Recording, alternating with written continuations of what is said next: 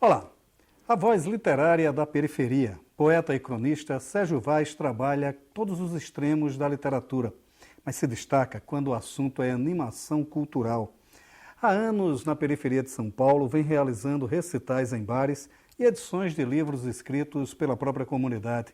Assim se tornou uma espécie de Quixote, a duelar dificuldades e a alimentar sonhos. Sobre isso a gente conversa na entrevista de hoje.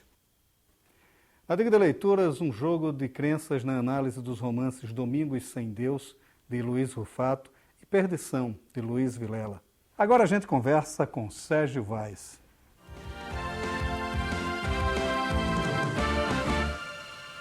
Sérgio, é interessante, você está lançando o seu primeiro livro de crônicas, né? Literatura, Pão e Poesia, né? É um título já instigante, né? Quer dizer, como misturar essas três coisas. Bom, essa crônica também sou neófito, né? Tô aprendendo a fazer, são coisas que eu escrevi ao longo do tempo. Então acho que o pão vem das ruas, que eu escrevo para a rua, né? Escrevo falando dos personagens do meu bairro, né? Personagens que eu conheço. E a poesia é onde eu tento encaixar a minha poesia dentro dessas crônicas aí, né? Então um pouco de tudo, é uma mistura do que eu tenho feito ao longo desse tempo aí.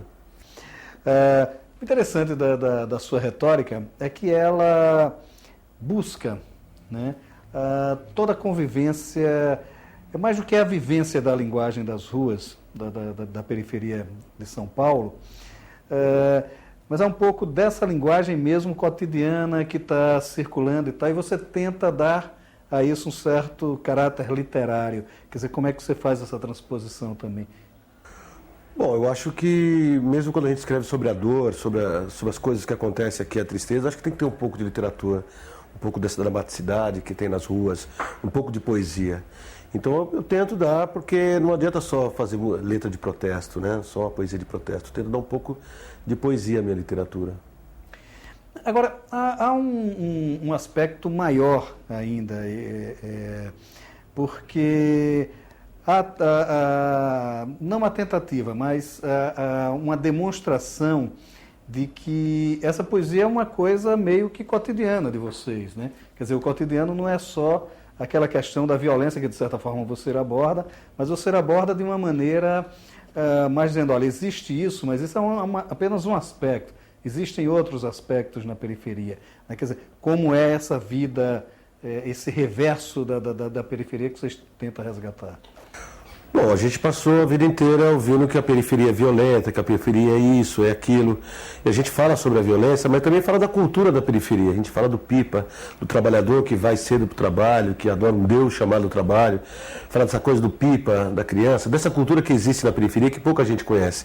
Só quem é da periferia, ou que já passou pela periferia, sabe a importância de relatar o beijo de duas pessoas simples. A gente não vê isso na novela, a gente não vê isso nos filmes, né? Geralmente do ponto de vista da violência. E a gente vê de outra forma também. Apesar de ter a violência, a gente quer contar as outras coisas, de personagens, de brasileiros, né, que também compõem esse cenário no país de uma forma diferente, né? E essa diferença você faz através da linguagem, né? Há uma crônica sua onde você trabalha expressões que são da crônica popular, né? Mas que ela pode ser revertida numa crônica de trabalho, quase, né? Quer dizer, como é isso? Bom, assim, é muito engraçado, assim, quando eu falo da minha literatura, assim, eu sempre escrevi para as pessoas do meu bairro, da minha rua. Eu nem me considero um poeta, um cronista, ou qualquer coisa que o valha. Eu sempre escrevi meus vizinhos lerem, uma linguagem que fosse acessível, até porque eu também não tenho uma linguagem rebuscada, estudei muito pouco, né? Então eu tento reverter dessa forma, de fazer com que fique imagético, que as pessoas se peguem através das imagens, assim. Então eu não sei como era a minha literatura transpôs para o meu bairro, porque eu escrevi para as pessoas que me conhecem, né? Então falar sobre ela até é difícil para mim. Porque eu escrevo sobre pessoas que eu conheço. Eu não sou uma pessoa inspirada. Eu escrevo sobre a minha dor, minhas tragédias, as tragédias dos meus vizinhos. Então, é mais ou menos isso que é a minha literatura, assim. Uhum. E como é que isso nasce, né? Porque, quer dizer, como é que nasce esse seu apego com a literatura? Bom, meu pai sempre foi um leitor voraz, né? Então eu cresci na periferia e na minha casa nunca faltou alimento nem livros. E meu pai teve a sensibilidade de perceber, uma vez eu estava tentando ler um livro, o Eric Van Dane, que era Os Deuses Astronautas, e era como se estivesse lendo em inglês. Aí tentei ler o 100 Anos de Solidão, mas meu pai percebeu, pô, acho que ele curte ler. Aí ele começou a me trazer os livros de fábula, Agatha Christie, aí ele foi formando. E aí me apaixonei, porque primeiro que eu fui um garoto tímido, né? Então os livros vieram bem a calhar. E outra coisa é que eu queria ser jogador de futebol, né? Quer dizer, queria não quero, né? Porque é um sonho que eu não realizei e desejo muito realizar esse sonho ainda. Os sonhos não envelhecem, né?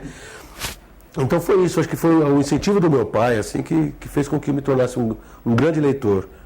Né? E essa leitura foi fundamental para a sua literatura. Agora, é engraçado porque você não transpõe nos seus textos essas referências literárias, né? Quer dizer, você busca mesmo um diálogo direto com a rua, né?